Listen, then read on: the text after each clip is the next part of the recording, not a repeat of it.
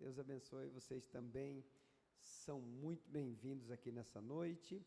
Os nossos irmãos ali também de Hernandárias, que Deus abençoe vocês.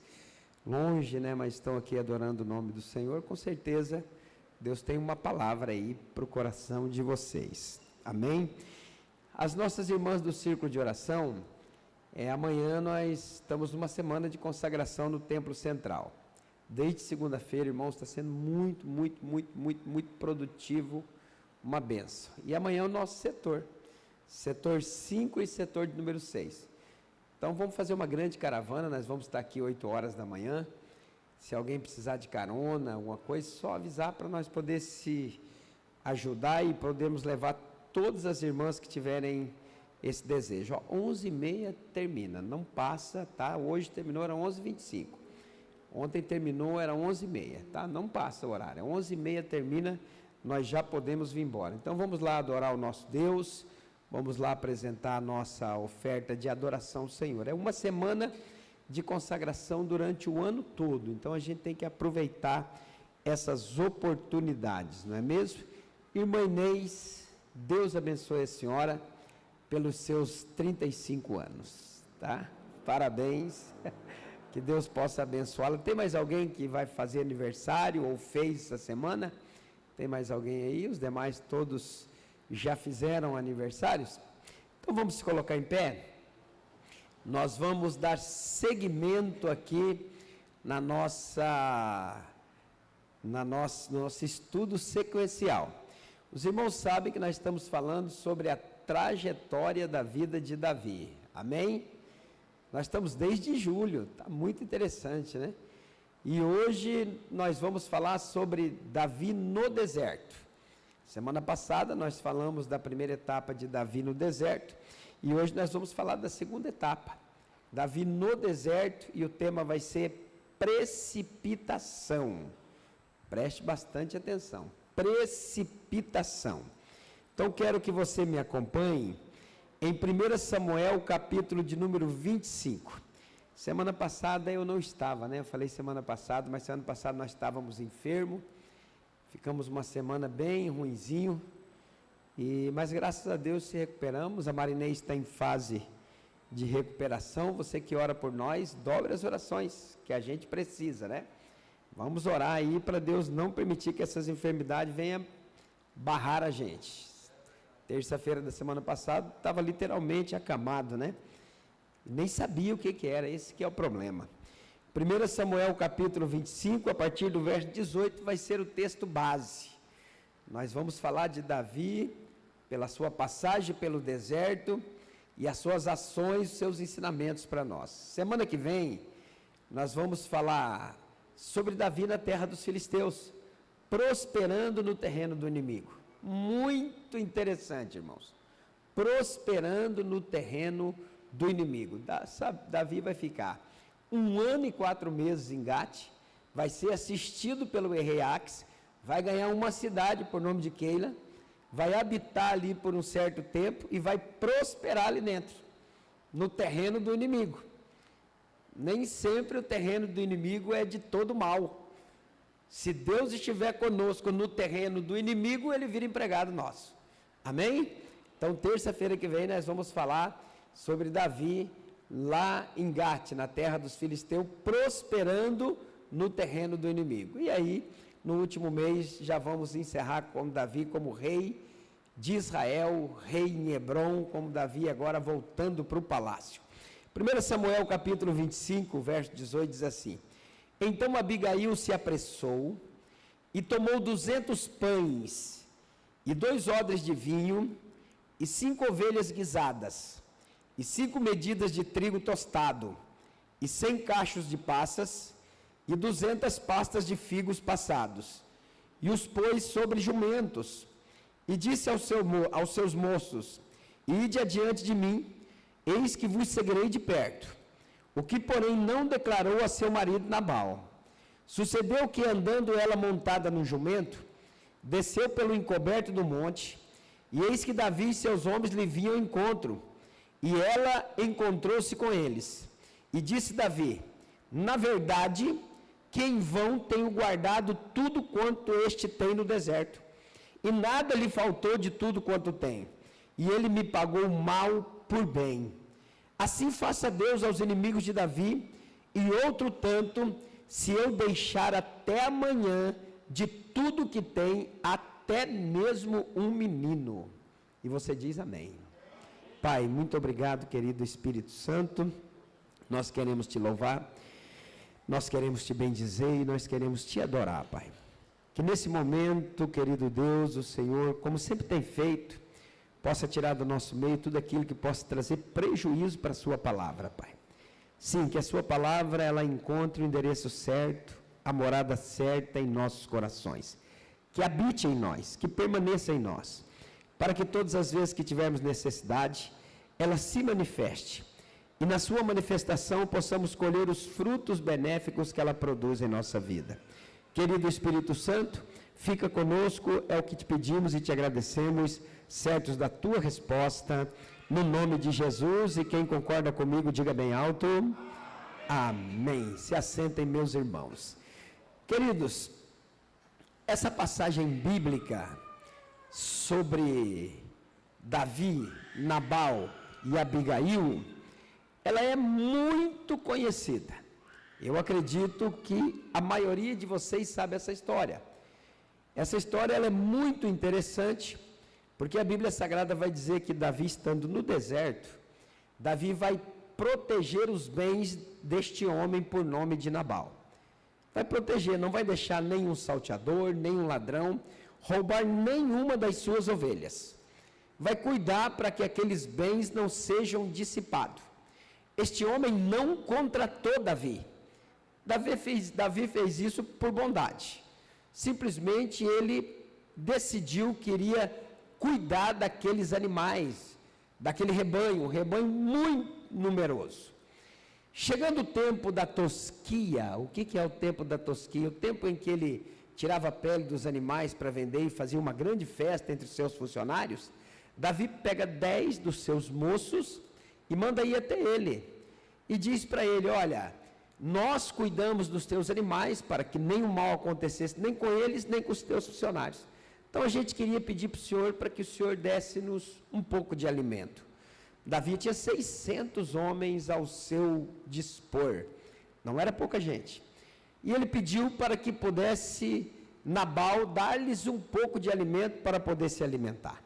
Nabal foi muito rude, foi muito ignorante. Nabal agiu de uma forma muito precipitada. Nabal olha e fala, quem é Davi? O filho de Jessé. Bem sei eu que ele anda fugindo aí do rei de Israel. Não vou dar nada, tenho compromisso nenhum com ele e ponto final. Dos meus bens, Davi não vai levar nenhuma ovelha sequer. Os 10 moços voltaram, e eu acredito piamente que eles não chegaram para Davi e disseram assim, Davi, o homem estava nervoso, estava com a cabeça quente e disse que não vai dar nada. Não, eles não fizeram isso. Porque esses homens de Davi eram homens de guerra, eram homens que gostavam do confronto. Eles devem ter chegado e dizer, Davi, o rapaz humilhou você, disse que você não é ninguém, não é nada, ele não te reconhece como ninguém, não adianta que você não vai levar sequer uma das suas ovelhas. A Bíblia diz que Davi fica irado naquela hora, nervoso, e faz essa proposta que eu acabei de ler. Davi diz, peguem as suas armas, vamos se preparar, porque até amanhã cedo, nenhum ser humano e nenhum animal vai ficar vivo dentro daquela casa. Nós vamos matar tudo. Nem sequer um menino nós iremos deixar vivo, nós vamos destruir tudo que tem ali. Ponto final. Deixa eu fazer uma pergunta para vocês. O que Nabal fez de errado? Para morrer e perder todos os seus bens. Qual foi o grande erro de Nabal? Porque Nabal não contratou Davi. Nabal não pediu proteção. Nabal colocou seus animais no campo e Davi, por bondade, resolveu cuidar dos animais de Nabal. Davi resolveu cobrar por uma coisa que não foi pedido para ele. Ele não chegou e disse assim: Davi, cuida dos meus rebanhos, que na época da tosquia eu vou te abençoar. Não. Simplesmente Davi quis cobrar algo que ele não foi incumbido de fazer.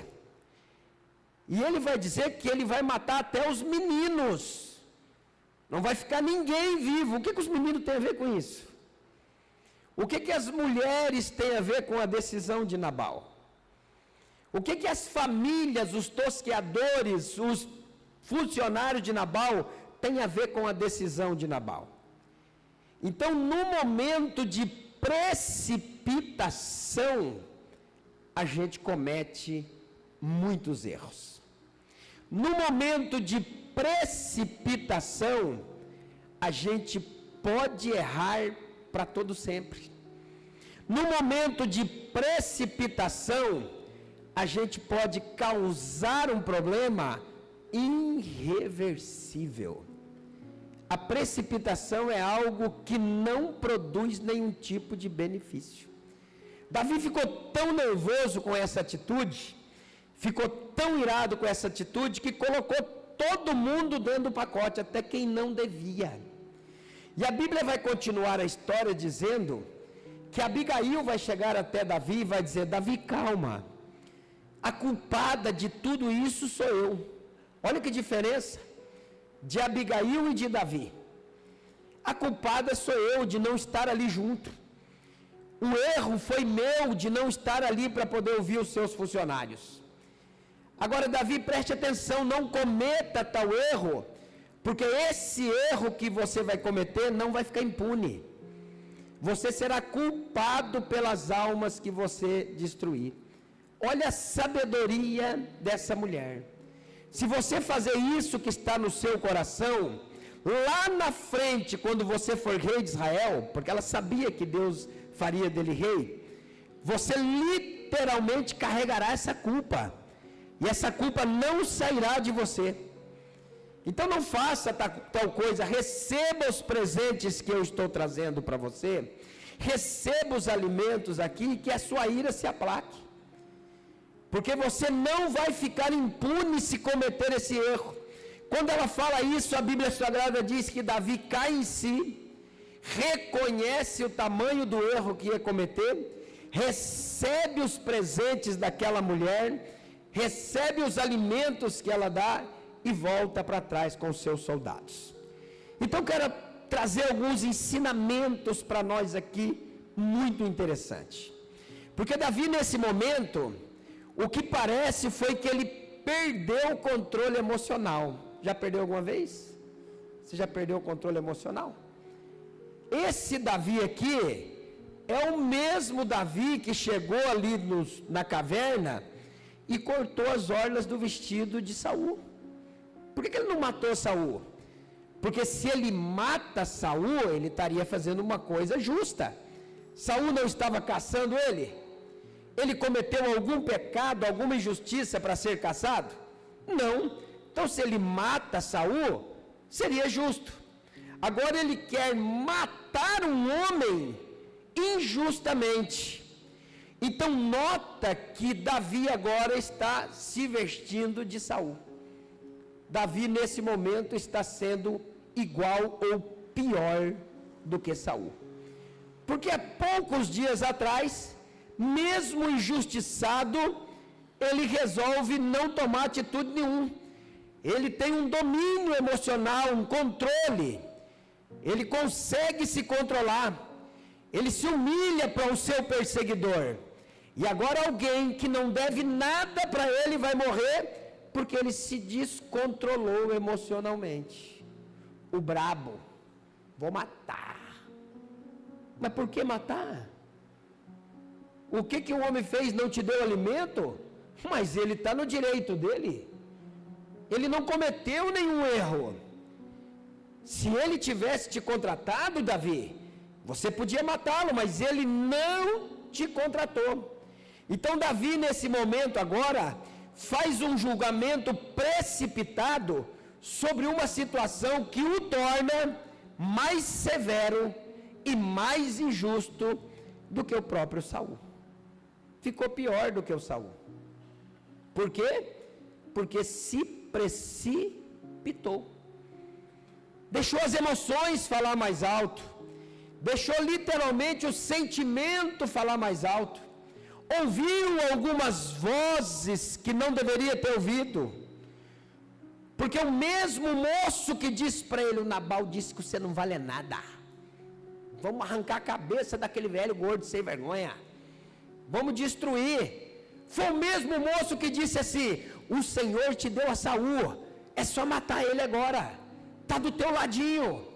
É só pegar a espada, se o Senhor não quiser, eu mesmo vou lá e mato Saul para o Senhor. Está no texto. Não está no texto? Deixa que eu crave a espada sobre Saul. Não faça isso. Jamais nós faríamos isso com um ungido de Deus, com alguém que Deus escolheu. Ué, 2 Davi? Um Davi extremamente consciente, um Davi extremamente dominante, um Davi extremamente cônscio de si, e um Davi perturbado. Vão matar esse homem, mata até os meninos, mata as mulheres, mata as crianças, mata os animais, mata tudo que tem. No momento em que a pessoa perde o controle sobre si, o controle emocional, a pessoa começa a fazer coisas que jamais deveria fazer. Jamais. É por isso que o domínio próprio, ele é um fruto do Espírito Santo. O domínio próprio é um fruto que só Deus pode dar para nós. Oxalá se Deus permitisse que cada um viesse aqui e falasse assim, eu quero contar o dia que eu me precipitei. Até hoje eu estou pagando preço. E não sei se não vou morrer pagando preço por causa de uma precipitação. Por algo que eu deveria ter esperado. Por algo que eu deveria ter respirado. Por algo que eu deveria ter avaliado. E eu resolvi tomar uma decisão fora do contexto divino. E vou morrer pagando esse preço na minha vida. A precipitação, queridos, é um mal que literalmente traz prejuízos incalculáveis. O que é precipitação? Precipitação é agir sem reflexão, é agir com pressa, é agir com imprudência, é levando as consequências negativas. Quando você age com precipitação, você literalmente terá consequências negativas, com sofrimento e até loucura.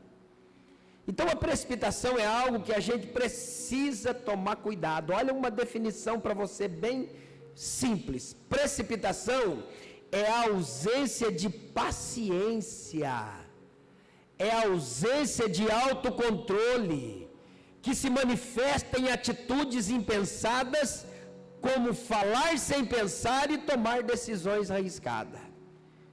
Teve gente que casou porque engravidou a pessoa. Precipitação. Teve gente que resolveu comprar algo sem dinheiro. Precipitação. Teve gente que na hora do nervoso, da ira, não tomou a água ungida da Assembleia de Deus. Não tomou. Para os visitantes, nós temos uma água ungida. A gente pega uma garrafinha, coloca dentro da geladeira, conta até 10 quando a gente está nervoso e não engole, deixa ela na boca, tá? E aí a consequência desse grande erro vai ter que levar até Deus resolver fazer algo. Então vamos lá. Alguns fatores da precipitação. Primeiro, quando falamos precipitadamente, já aconteceu com vocês? Comigo já. Acho que todo mundo já aconteceu, né? Falar precipitadamente. A gente fala mal de algo que a gente não conhece às vezes. E aí não dá tempo para arrumar. Porque já falou. Alguém já ouviu. Já chegou no ouvido da pessoa que não deveria chegar. A gente fica todo constrangido, sem saber qual a situação. Por que eu falei isso, meu Deus do céu? O que eu vou fazer? O que eu vou fazer? O que eu vou fazer? Por que eu fui tomar essa decisão? As vozes, os aliados de Davi vêm até a gente, e a gente acaba concordando com alguma coisa que não deveria concordar. E aí depois, para arrumar isso, já aconteceu com você de uma pessoa chegar para você e falar assim: é verdade que você falou isso de mim? Meu Deus, dá um nozão aqui assim, ó. Dá um negócio aqui na garganta da gente assim, ó. Porque não tem como dizer que não é verdade. Aí a gente fala assim: mas foi sem querer. Acabei falando sem pensar. Causa em nós um prejuízo, porque aquela pessoa que foi ofendida, dificilmente a gente vai reconquistar. Sabe o que a Bíblia diz? Que um homem ofendido é mais difícil do que conquistar uma cidade forte. Pegou? Um homem ou uma mulher ofendida é mais difícil de conquistar do que uma cidade forte. No ímpeto, ali no momento, na situação, a gente vai e fala alguma coisa que não deveria ter falado. Fala algo que não deveria ter falado. Quantas vezes eu, como pastor, irmãos, graças a Deus, eu tenho um coração, eu acredito que é um coração perdoador, que eu não sou de guardar muita mágoa, e nem pouca. Já foram várias as vezes que eu vi pessoas chegar em mim e dizer: pastor, olha pastor, eu fui induzido a falar aquilo que eu falei do senhor. Eu dou risada. Amém, está tudo certo. Fica tranquilo. Quando a gente fala precipitadamente, irmão, causa em nós um constrangimento enorme. Falar, queridos, porque os outros estão falando. Já viu famílias que começam a falar um do outro, de repente alguém descobre e conta, porque sempre tem um para contar. E o álibi que eles usam é assim: é só para orar. É para orar. Não é para causar contenda, é para orar. Mas a fulana falou que você é isso e aquele outro. Vamos orar por ela. Só que aquela pessoa às vezes falou aquilo precipitadamente, foi junto com o contexto da situação. Deixa eu dar um testemunho para vocês. A irmã Sueli, esposa do pastor Gilberto, acho que algumas irmãs conhecem ela. Amanhã vocês vão ver ela lá. Pergunta para ela dessa situação. Eu novo, 30 anos atrás, ela deu uma oportunidade para ela no culto. Eu era líder de mocidade. E ela não aceitou a oportunidade. Aí eu peguei, no outro dia, estava em casa, sentado na área, cheguei para o Marinês e falei: qual o problema da Sueli? O que aquela mulher tem? E ela estava atrás do muro. Ela virou, entrou, falou assim: eu sou tímida, Amorim. Aí não dava mais tempo. Já era, já tinha entornado o caldo. Falei: me perdoa, por favor. Por que falar? Precipitação, não precisa falar, é a timidez da pessoa, mas a gente se precipita e acaba comendo cru. Então o primeiro erro é quando a gente fala precipitadamente. Tem gente que é campeão para falar bobagem, irmão. Não pensa, quando já foi. A Bíblia diz em Provérbios 29, 20, que eu estou vendo com a minha equipe ali, já está assim: esse pastor não trouxe Bíblia hoje. Provérbios 29 e 20, a Bíblia Sagrada diz: tem visto um homem precipitado no falar? Maior esperança há para um tolo do que para ele. Deixa eu falar bem compassado. Quem fala precipitadamente é muito tolo. Tem que respirar. Tem que avaliar. A Bíblia diz que quem é dominado pela ira não pode ser dominado pelo Espírito Santo. Então, quando a gente for falar, tome cuidado. Se alguém induzir você a falar algo, faça assim, ó. Porque balançar a cabeça nem sempre é sinal de aprovação. Se alguém falar: você falou de mim, eu não. Mas você balançou a cabeça, balancei pensando: o que é isso? Essa pessoa está doida. O falar precipitado destrói família, destrói empresas, destrói relacionamentos, destrói muita coisa boa que podia ter muito sucesso.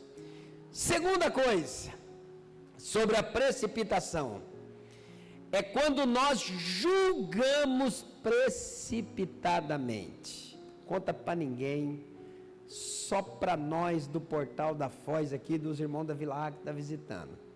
Só para nós. Você já viu alguém falar assim?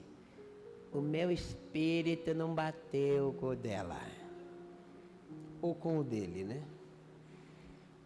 Tem alguns que são menos espirituais e falam, a minha cara não foi com a cara dele.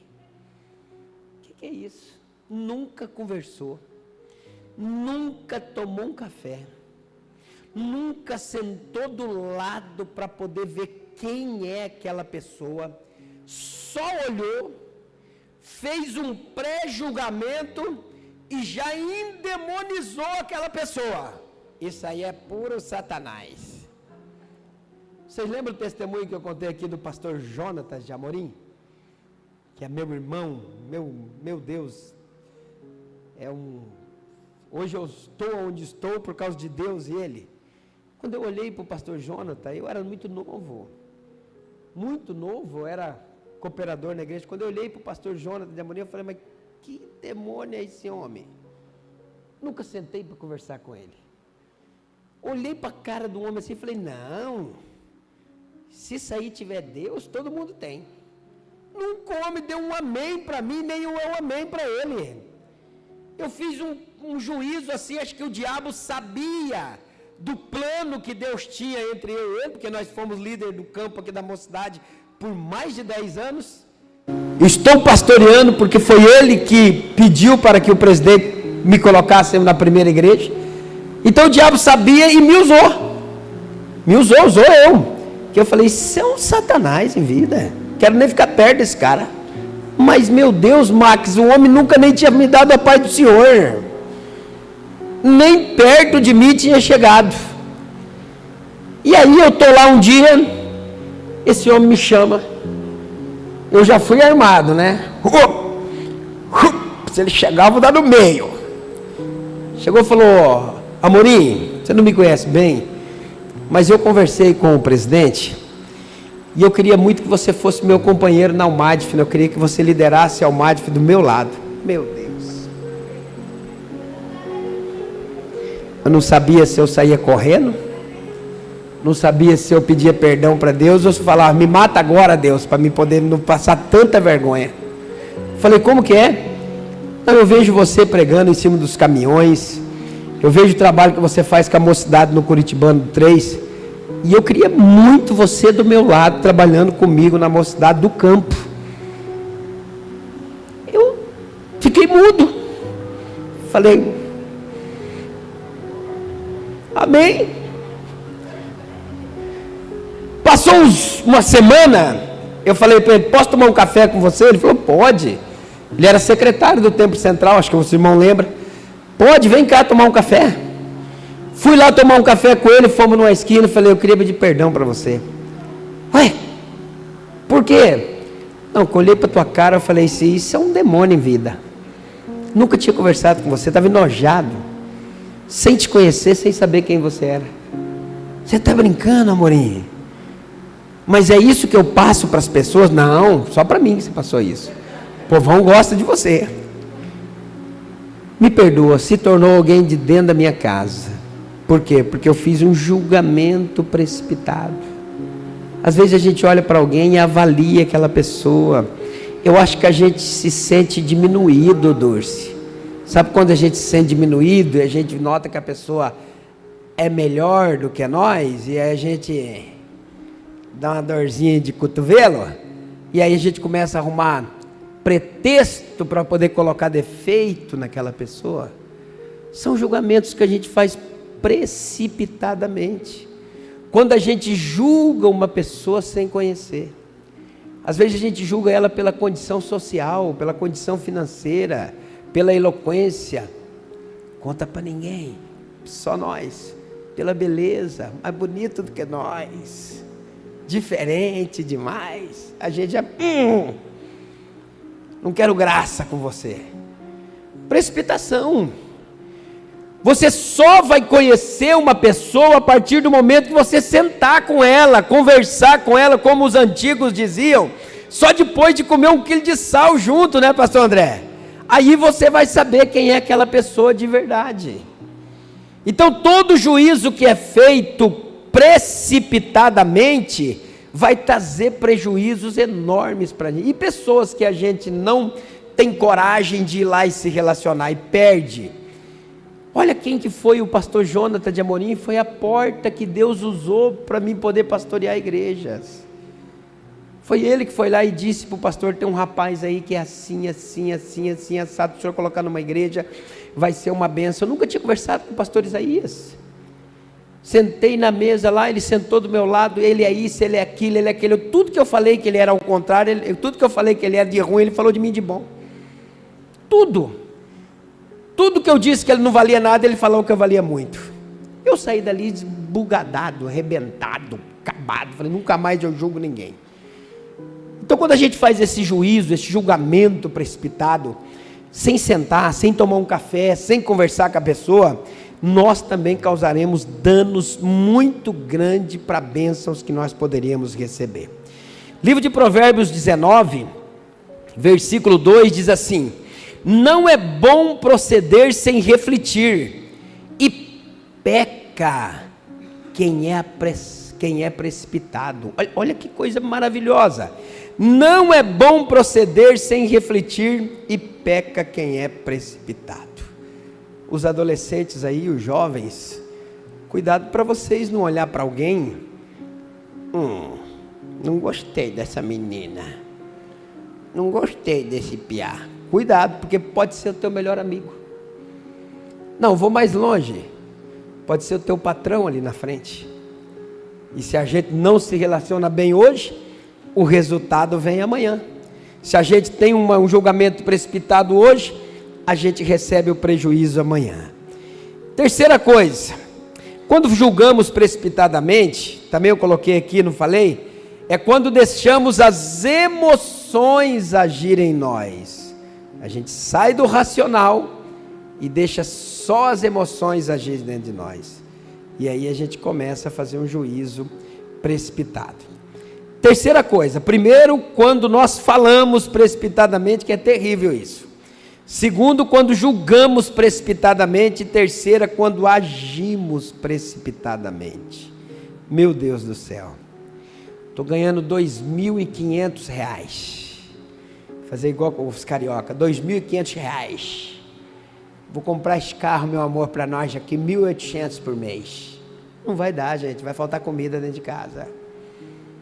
Não tem como. Não. Deus me dará vitória. Não vai dar. Os caras vão ligar para você 800 vezes no dia. E a parcela desse mês? O senhor já pagou? Vai pagar agora? Não dá. Não, isso aqui eu vou fazer porque eu tenho certeza que Deus vai me abençoar. Vai ter que devolver. Tem coisas que a gente não pode fazer precipitadamente. A gente precisa avaliar as condições e a situação para nós não termos um prejuízo maior lá na frente. O que dá para fazer a gente faz, mas o que não dá a gente não deve fazer. Quantas pessoas passando dificuldades imensas porque agiram precipitadamente, agiram de uma forma que não deveria agir. Quando a gente tem alguém para ajudar a gente, ainda vai, mas quando os dois estão fora da casinha, aí o problema se fica multiplicado. Cuidado, quando você for fazer qualquer negócio, por mais simples que seja, faça uma avaliação. Não, Deus falou comigo, esse negócio, não, gente, eu vou falar um negócio para vocês aqui, não me tenha por ignorante, tá bom? Porque vocês sabem que eu amo vocês de paixão, mas não me tenha por ignorante. Vocês sabem que eu venho todos os dias orar aqui. Dia que eu não venho de manhã, eu venho de tarde. Dia que nós não estamos aqui, nós estamos, mas eu oro todo dia. Eu aprendi isso. E para Deus falar comigo, meu Deus, gente, às vezes fico 6 meses, não consigo ouvir a voz de Deus. E eu conheço gente que fala assim: pastor, Deus falou comigo hoje de manhã. Opa, coisa boa. E meio-dia ele falou de novo. E 5 horas da tarde ele falou de novo. Eu fico perguntando, de onde que vem tanta graça? Não, porque a Bíblia diz que Elias... Quantos anos durou o ministério de Elias? Quem sabe? Quantos anos? 40 anos. 1, 2, 3, quantos anos? Deus falou com ele 8 vezes. Tem gente que Deus falou 8 vezes no dia, parabéns. Mas eu também queria um negócio desse. E aí ele vai para um negócio desse e fala, Deus falou para mim, pastor, que eu posso ir porque é de Deus. Dali 60 dias, pois é, pastor, eu acho que Deus mudou de ideia, eu acho que ele está bravo comigo. Não, ele não falou foi nada.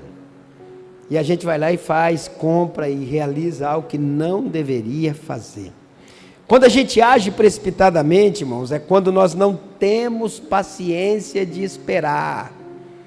Abraão, eu vou te dar um filho, esse filho vai ser o homem, vou te dar um filho e você vai ter filhos como as estrelas do céu e a areia do mar. Maravilha. Deus falou com Abraão, nós sabemos. Aí o Abraão falou assim, a Sara falou, vamos ajudar Deus que está demorando muito.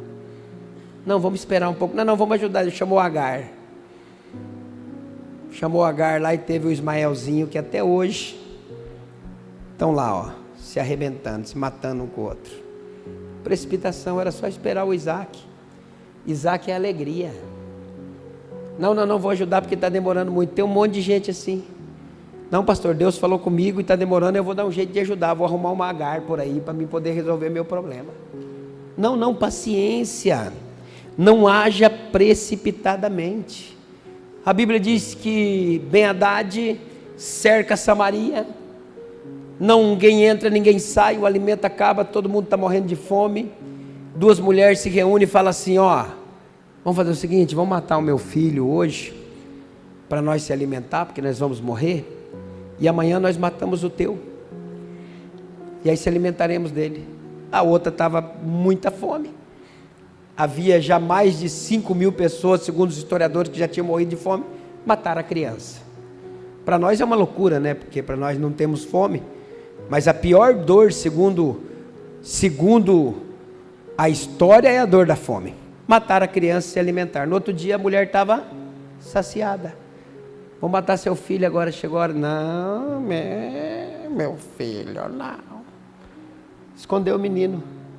E a Bíblia diz que naquele mesmo dia Deus entrou com providência, houve abundância de alimento, era só esperar, era só ter paciência. A mulher entrou para a história como uma mulher frustrada e miserável que matou o próprio filho para se alimentar. Então calma, não tome decisões precipitadas, não haja precipitadamente, eu vou largar essa mulher agora. Não, ora mais um pouco.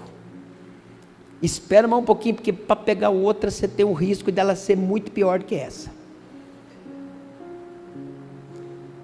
Teve gente que deu risada, porque já aconteceu, né? Muito pior.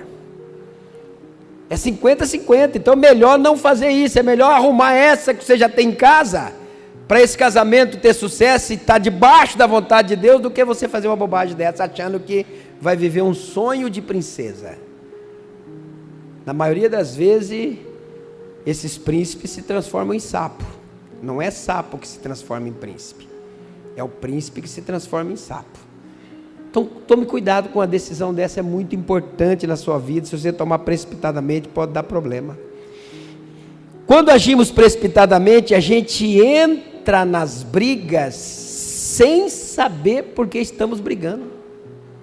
Vou comprar a briga aí do Durce. Verdade, Durce, nós vamos pegar o Max, mas nem sei qual é o problema, só porque você é meu amigo. Em vez de eu dizer, não, vamos deixar isso de lado, não, precipitação. Aí vira aquela guerra no meio da família, no meio da empresa, no meio de tudo que tem, e a bênção acaba indo embora. Gatilhos para precipitação, para nós não passar do horário, que eu sei que tem gente que vai tomar ceia.